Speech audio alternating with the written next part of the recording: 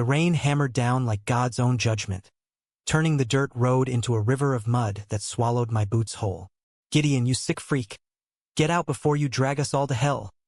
My father's voice cracked like thunder, his face twisted in the porch light, Bible clutched in one fist like a weapon.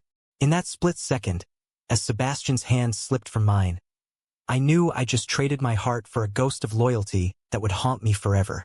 I guess it started long before that storm, back when the world still felt like it might bend for someone like me. Born and raised in Harlan, Kentucky, a speck of a town where coal dust clung to everything like original sin. My name's Gideon Hale, 28 years old, and the black sheep of a family that raised me on fire and brimstone Sundays and the unspoken rule that boys don't love boys. Not here. Not ever. My folks, Harlan and Ruth, ran the local feed store, scraping by on prayers and pride, with my older brother Jake as their golden boy. Jake was everything I wasn't. Broad-shouldered, easy with a laugh, married young to a girl from church who popped out 2 kids before she turned 25. He worked the mines, came home caked in black, and still found time to fix the truck or coach Little League. Me? I fixed cars at the garage on the edge of town, kept my head down, and dreamed in secretive places where a man could hold another's hand without the whole county whispering abomination. Sebastian blew into Harlan like a nor'easter off the Ohio River. Tall, with that effortless New York swagger, ink-black hair that fell just so, and eyes like smoked quartz that saw right through the bullshit. He was 30, a freelance photographer chasing stories for some glossy magazine out of Chicago, documenting the fading heartland. We met at the diner on Main Street, the one with the greasy spoon coffee and pie that tasted like regret. I was nursing a black coffee after a double shift, grease under my nails, when he slid into the booth across from me, camera slung around his neck like a noose. "Mind if I steal a shot? You look like you've got stories etched in those lines on your forehead." His voice was velvet over gravel, that city lilt cutting through the drawl of truckers at the counter. I laughed, nervous, sharp, because no one ever looked at me like that. Not like I was worth framing. Stories? Brother, the only plot twist here's whether the carburetor fights back or not. He grinned, and just like that, the air thickened. We talked for hours, about the mines swallowing men whole, the way Harlan clung to its ghosts, how he'd left Brooklyn for the quiet that screamed louder than sirens. By closing time, he was walking me to my truck, his shoulder brushing mine, and when our fingers tangled accidental on purpose, electricity shot up my arm like I'd touched a live wire. That was the spark. What followed was a summer of stolen breaths. Late-night drives up to the ridge overlooking the valley, where the fireflies danced like fallen stars, and we could pretend the world below didn't exist. Sebastian's hands were calloused from lugging gear, but gentle when they traced my jaw, pulling me into kisses that tasted like freedom, salty, urgent, alive. "You're not trapped here, Gideon," he'd whisper against my neck, his breath warm in the humid dark. "Come with me. Chicago, New York, anywhere but this cage." I'd want to believe him, God, I did. Lying there in the bed of my truck, stars wheeling overhead, his head on my chest, I'd picture it. Us in some walk-up apartment with fire escapes and street noise, him snapping photos of me pretending to be profound, me learning to love without apology. But then dawn would creep in, pink and unforgiving, and I'd remember Jake's truck pulling up the drive, his kids tumbling out yelling, "Uncle Gid," and the weight of it all pressing down. Jake knew, of course. Not at first, he wasn't the type to pry, but brothers have a language beyond words. We'd grown up thick as thieves, him teaching me to throw a fastball, me patching his skinned knees after he fell chasing adventure. Even after he settled down, we had our rituals. Friday beers on the porch, bullshitting about football or the old man's latest sermon. One night, after too many IPAs, I cracked. "Jake, what if? What if I ain't cut from the same cloth as you? What if I love different?" He went still, bottle halfway to his lips, then clapped a hand on my shoulder hard enough to bruise. "Gid, blood's blood. You think a little different changes that? Ma and Pa might spit fire, but me? I'm your brother. Always." His eyes held mine, steady as the river, and for the first time, I breathed easy. Sebastian was the fire in my veins, but Jake was the anchor. Fall came hard that year, leaves turning blood red like a warning. Sebastian's assignment wrapped, but he lingered, crashing at a motel on the outskirts, shooting rolls of film on abandoned barns and rusted swing sets. Our nights blurred into one long exhale, him editing photos on his laptop while I sketched carburetors in the margins of napkins.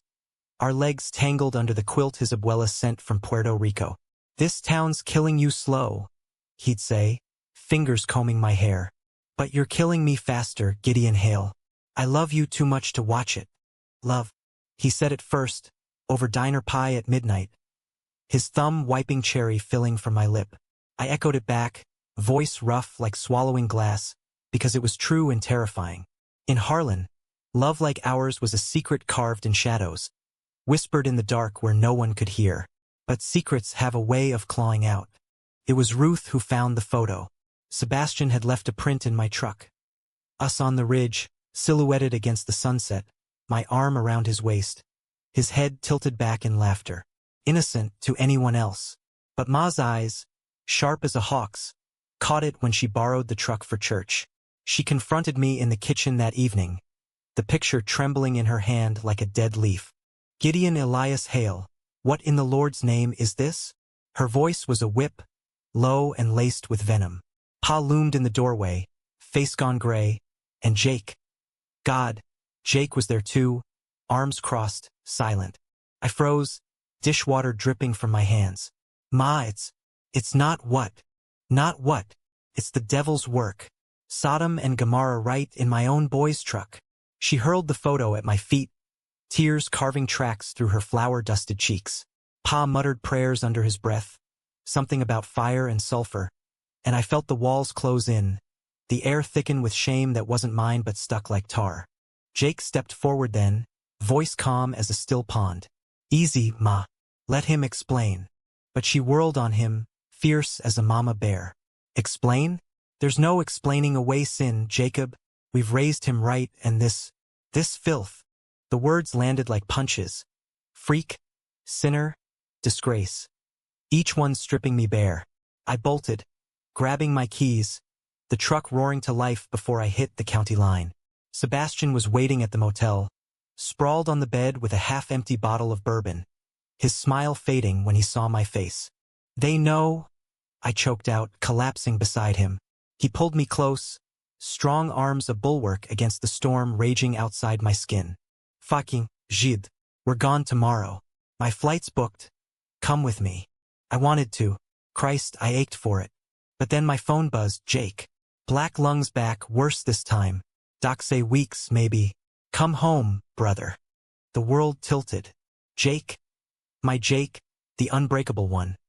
Coughing up his life in some hospital bed, while I hid in a motel with a man who promised escape. Loyalty twisted like a knife in my gut. Sebastian's eyes searched mine, pleading, but Jake's voice echoed louder. "I can't," I whispered to Sebastian that night, rain lashing the windows like accusations. "Not now. He needs me." His face crumpled, but he nodded, pressing a kiss to my forehead. "Then I'll wait, but don't let them bury you alive." I left at dawn, the truck's tires churning mud, Sebastian's silhouette shrinking in the rearview until he was just a smudge against the gray. Back home, the air was thick with unspoken verdicts. Ma wouldn't meet my eyes, Pa preached at the dinner table about repentance, and Jake, pale and hooked to machines in the county hospital, squeezed my hand like it was his lifeline. "You're here," he rasped, oxygen mask fogging with each breath. "Knew you would be." The weeks blurred into a vigil. Shifts at the garage to pay bills, nights by Jake's bed reading him dog-eared westerns, dodging Ma's Bible-thumping guilt trips. Sebastian called every day, voice cracking over spotty signal. "I'm in Chicago, shooting some bullshit corporate gig, but I'm thinking of you. Every frame." His photos arrived in the mail. Us on the ridge, fireflies frozen in time, each one a lifeline pulling me toward light. But Harlan tightened its grip. Whispers followed me at the store. "Hale boy's one of them now." Pa stopped speaking to me altogether, Ma's prayers turning to sobs at night. And Jake, he faded, day by day, his laughs turning to wheezes, his stories trailing off mid-sentence. One night, as snow dusted the windows, he grabbed my wrist, eyes fever-bright. "Gid, promise me, don't let 'em shame you into nothing. That boy in the pictures, he sees you, Reel you. Don't lose that. Tears burned my throat. I won't, Jake. Swear it. He smiled, weak but true. Good. 'Cause family's more than blood. It's who stands when the mind caves in.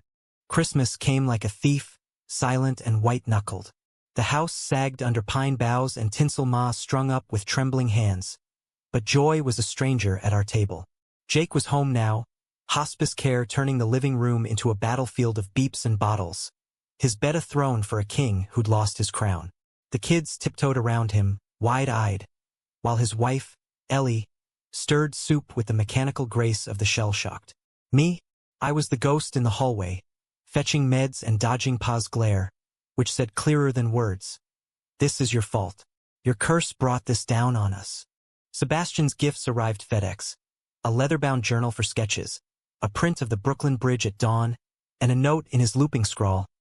Build bridges, not walls. Come find me when you're ready. Love, Seb. I hid it under my mattress, a talisman against the cold. Nights, I'd slip out to the truck, engine off, and call him. The dashboard glow casting shadows on my face. Merry Christmas, stranger, he'd say. Jazz humming in the background, probably some dive bar in the loop. You sound like hell. How's Jake? Holding. I'd lie because truth was a blade too sharp. Kids drew him cards. Ellie baked his favorite chess pie. And you? What's the verdict in the kangaroo court? I swallowed the lump. Same song. Ma prays harder, pa drinks quieter. But Jake, he asks about you, says you're good people. Sebastian's laugh was a bomb, low and warm. Tell him I'm the troublemaker who'll drag you out for a proper holiday next year. Turkey in the city, lights on every corner. No sermons, just us. The word hung like smoke, curling around my heart. I closed my eyes, picturing it.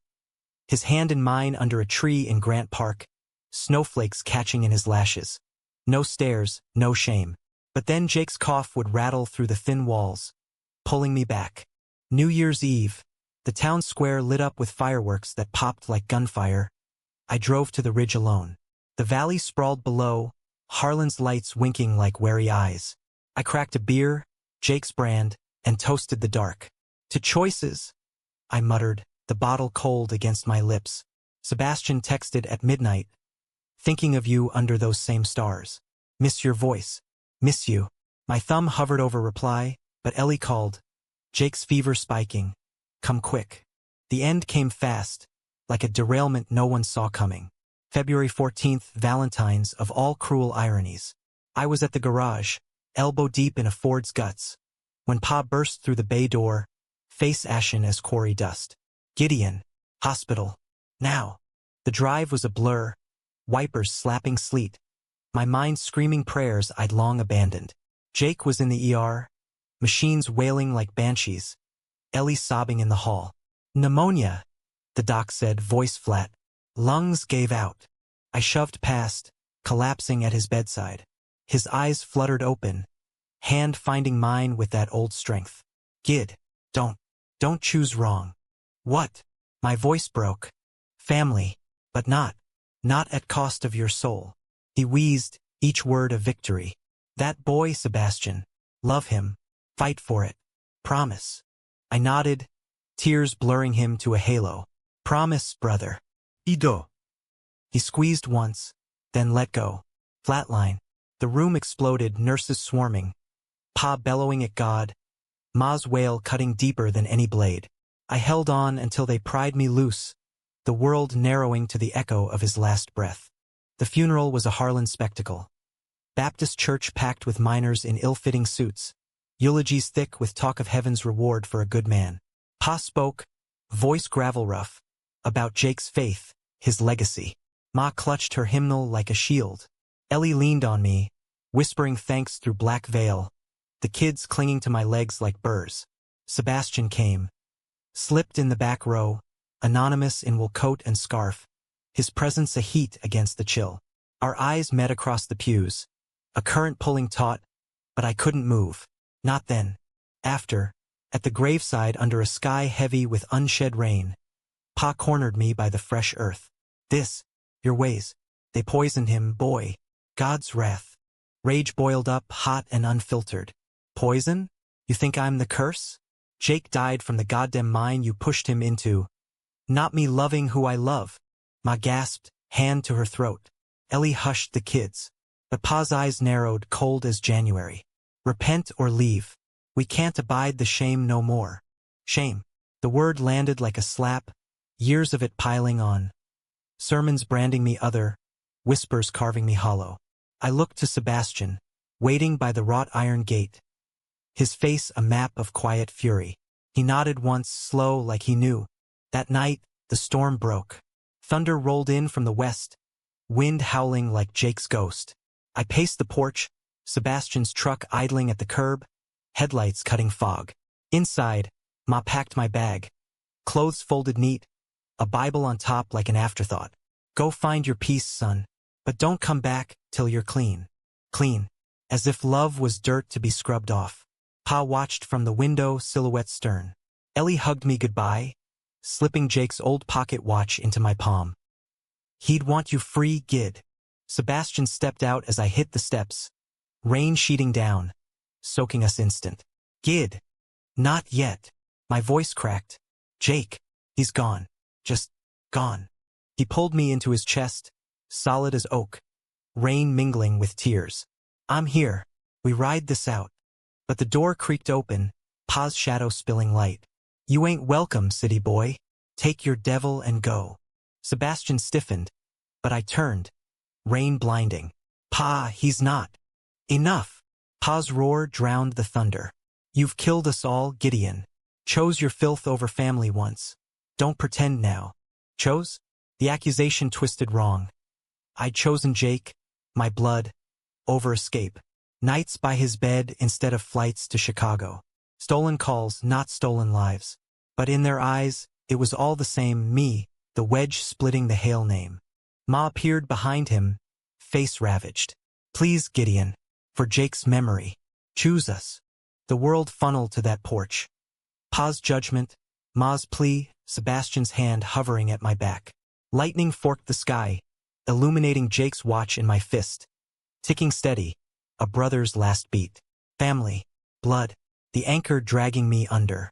I choose Jake, I said, voice steady for the first time. I choose you, all of you.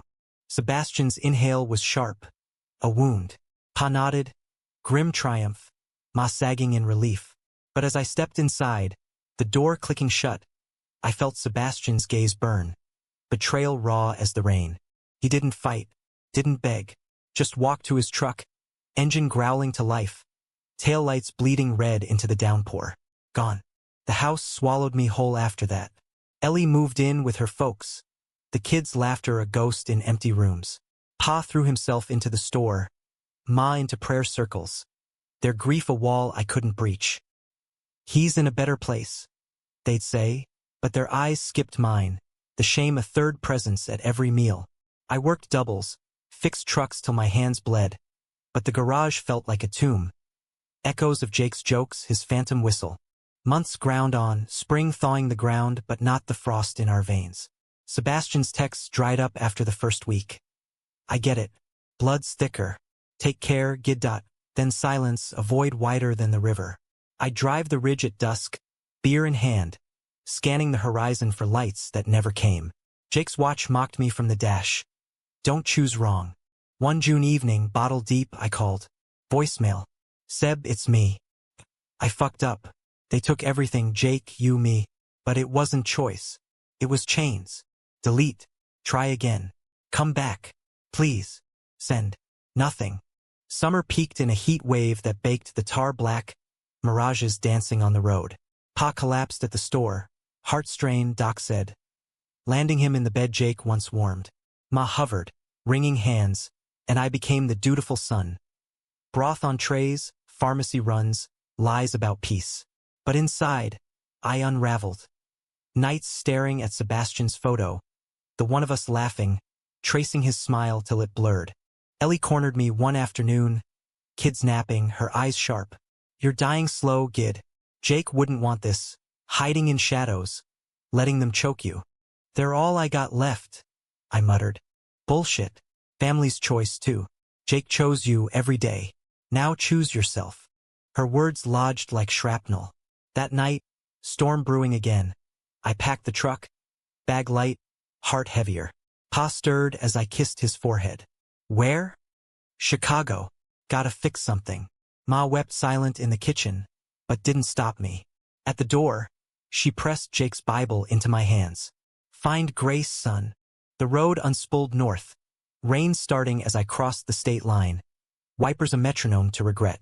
Harlan shrank in the mirror, a bruise fading. But as mile markers ticked, doubt clawed. What if Sebastian had vanished for good? What if my choice had burned the bridge beyond repair? Chicago hit like a fever dream.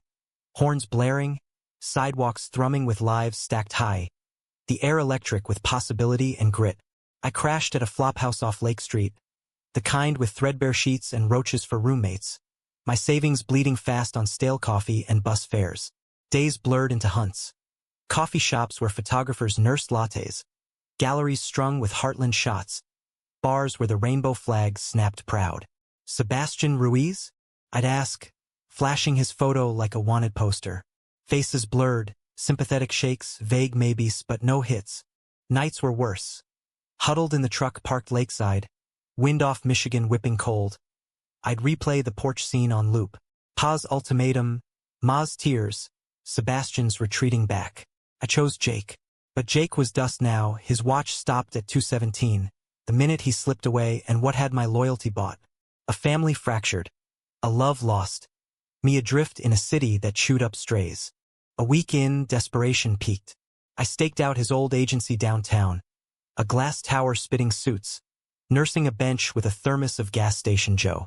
Around noon, a familiar stride emerged. Tall frame, camera bag slung low. But his hair shorter, jaw sharper. Like time had honed him lean. Heart slamming, I rose. Seb. He froze, portfolio slipping an inch. Eyes, those quartz eyes, widened, then shuddered. Gideon.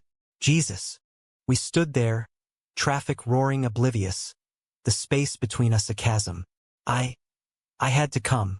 After Jake. After everything. Everything. His laugh was bitter, edged. You mean after you picked them? Sent me packing in the rain like yesterday's trash. It wasn't. Words jammed. Pa said repent or leave. Ma begged for family. And Jake. His last words, Seb. About not losing my soul. He ran a hand through his hair. Exhale ragged. Your soul? Gideon, that was us. What we built on that goddamn ridge. I waited months, checking my phone like a fool. Then nothing. Radio silence from the man who swore he loved me. I did. Ido.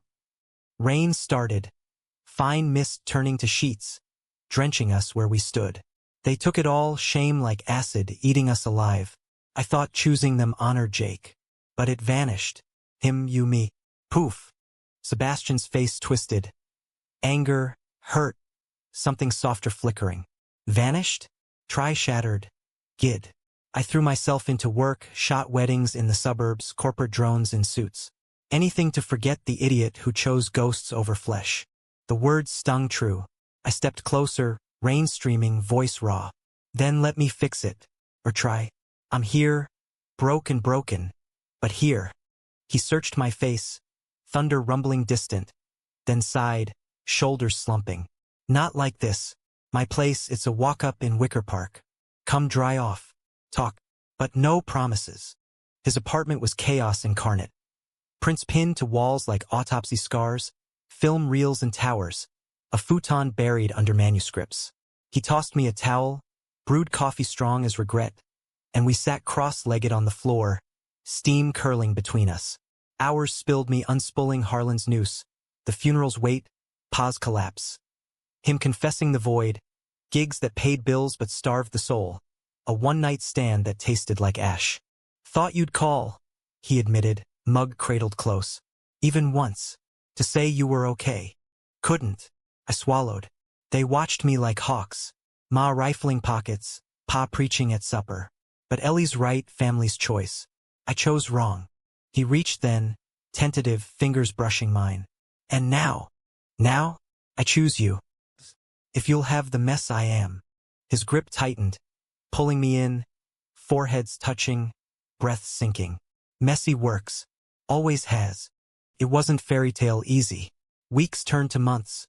Me crashing on his futon. Picking up mechanic gigs in auto shops smelling of lake wind and exhaust. Chicago tested us. Subway snarls, winter biting bone deep. Nights when old shames surfaced like bile. Sebastian's camera captured it all. Me wrenching under hoods. Laughing over deep dish at Pequod's.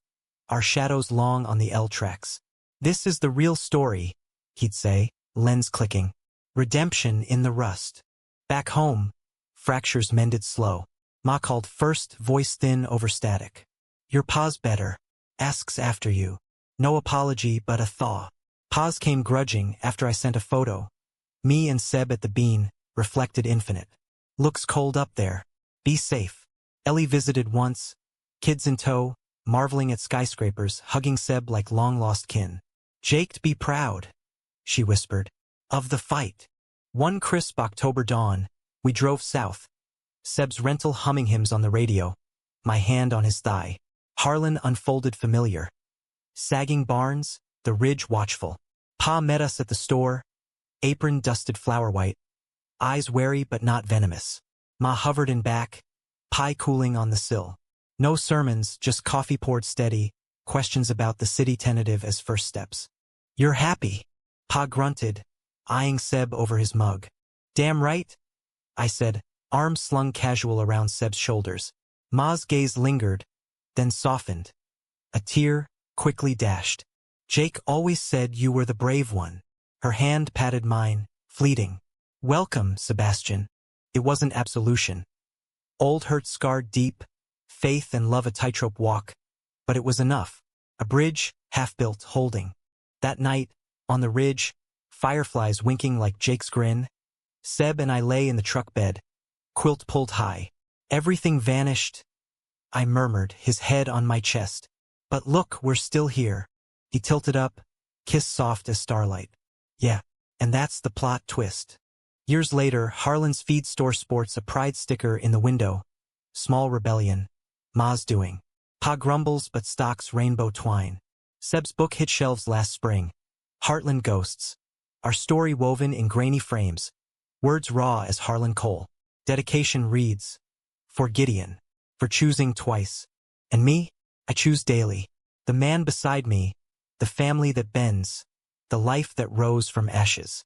Shame tried to bury us, but love, messy, fierce, digs deeper. In the end, nothing truly vanishes if you fight to remember.